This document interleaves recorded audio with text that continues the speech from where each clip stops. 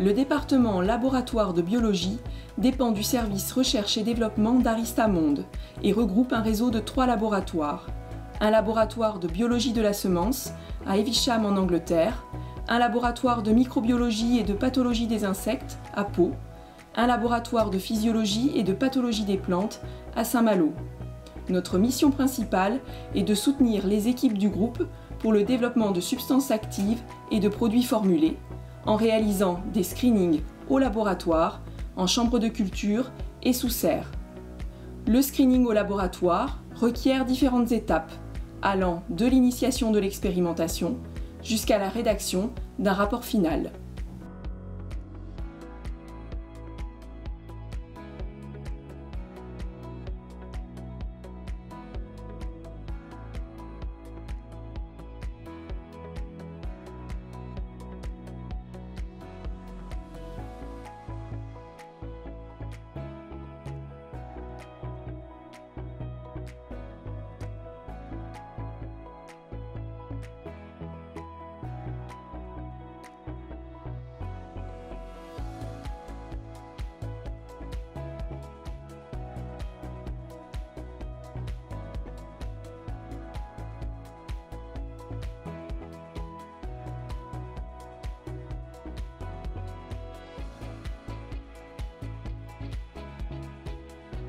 Les fruits sont récoltés à maturité, puis différents paramètres sont analysés comme leur calibre, leur poids, leur fermeté, afin de déterminer l'efficacité des produits préalablement appliqués, y compris dans des conditions de stress pour la plante.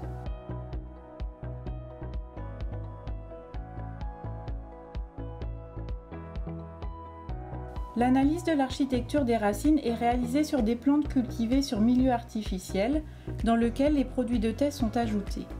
Les boîtes sont scannées régulièrement et l'évolution du système racinaire est analysée via le logiciel WinRhizo. Cela permet de déterminer l'efficacité des produits sur la croissance racinaire. Une analyse statistique des données est réalisée avant la rédaction d'un rapport final d'étude. L'analyse et la synthèse des données représentent une phase importante du travail de laboratoire, non négligeable en termes de temps.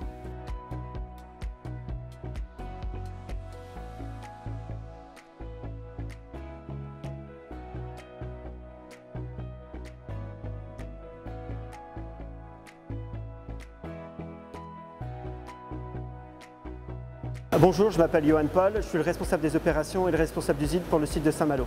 Aujourd'hui, je vais vous parler de la réception et du convoyage des algues. On reçoit quotidiennement de l'Ascophyllum nodosum sur une quantité approximative entre 7 et 12 tonnes à chaque arrivage sur des périodes de mai à septembre. Lors de la réception des algues, on a un contrôle qualité visuel qui est effectué par les opérateurs sur lequel on va contrôler l'odeur, l'aspect visuel, la présence de sable, de vase et la quantité de cailloux. Pour cela et pour éviter la réception des cailloux, on s'est équipé d'une nouvelle installation permettant d'éliminer les algues parasites et la présence des cailloux. La nouvelle génération GoActive est obtenue aujourd'hui par 2 étapes de process à froid de broyage, une étape de précipitation et une étape de filtration qui permet d'éliminer les corps inertes tels que la cellulose et les alginates, qui nous permet d'obtenir une solution liquide qui est facilement pulvérisable par les agriculteurs. Lors de cette étape de filtration, on enlève un gâteau d'algues qui est aujourd'hui incinéré, mais sur lequel on est en train de travailler sur un projet qui permettra de neutraliser et permettra de revaloriser ce gâteau d'algues. La formulation de nos billets stimulants est faite à partir de la base GoActive dans laquelle on va ajouter des sels minéraux correspondant aux besoins des cultures des agriculteurs.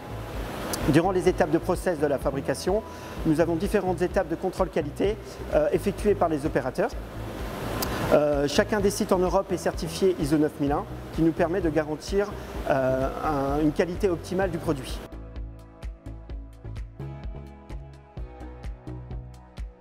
Je suis Jeanne Charpentier, technicienne contrôle qualité. Donc au contrôle qualité, on contrôle les certificats d'analyse fournisseurs des matières premières et on analyse chaque lot de produits finis qui sort de production. Donc pour ça, on a 2 équipements, l'analyseur élémentaire pour l'azote et l'ICP qui est un spectromètre pour l'ensemble des minéraux qu'on ajoute dans nos formules. Donc l'ICP est un outil très intéressant aussi pour la résolution de problèmes en cas de non-conformité interne. Donc ça permet d'avoir un résultat dans la journée plutôt que d'attendre plusieurs semaines avec un laboratoire extérieur. Et enfin, on a aussi une échantillotech où on garde 2 litres de chaque lot qui sort de production. Donc voilà, en cas de contrôle a posteriori, s'il y a besoin.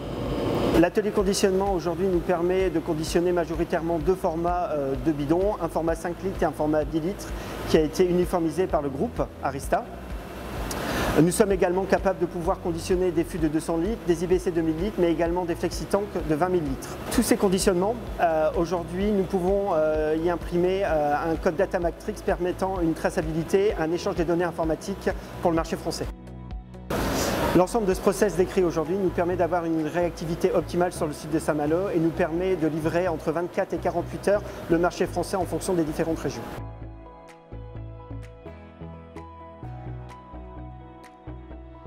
Pour répondre aux exigences de l'agroperformance responsable, nous suivons 2 étapes essentielles.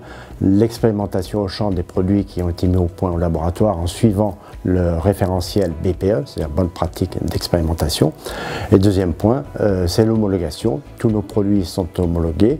Les biostimulants, prenons l'exemple de la France, ils sont homologués en tant qu'additifs agronomiques et tous nos biocontrôles sont homologués dans les pays dans lesquels on vend nos produits. Ces processus permettent de mettre au point des nouvelles solutions qui répondent aux besoins du marché de nos clients.